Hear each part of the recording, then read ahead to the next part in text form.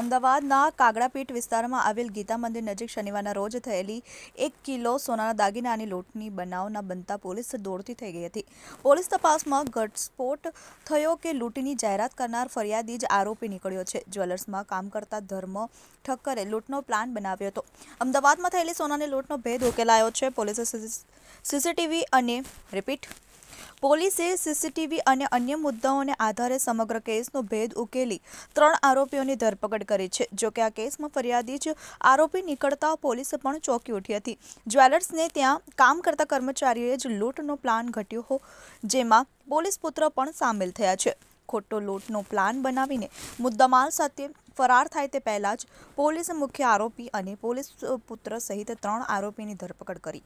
3 collegian મિત્રોને ઝડપી લઈને પોલીસે તપાસ શરૂ કરી છે. 1 કરોડના સોનાની લૂંટ નોંધાઈ હતી. અમદાવાદના કાગડાપીઠ વિસ્તારમાં આવેલ ગીતા મંદિર નજીક શનિવારના રોજ થયેલી 1 કિલો સોનાના દાગીનાની લૂંટનો બનાવ બનતા પોલીસ દોડતી થઈ ગઈ હતી. પોલીસ તપાસમાં ઘટસ્ફોટ થયો કે લૂંટની જાહેરાત કરનાર ફરિયાદી જ આરોપી નીકળ્યો છે.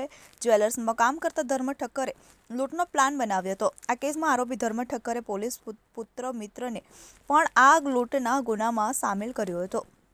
Bureau report, TBAT news, Ahmedabad.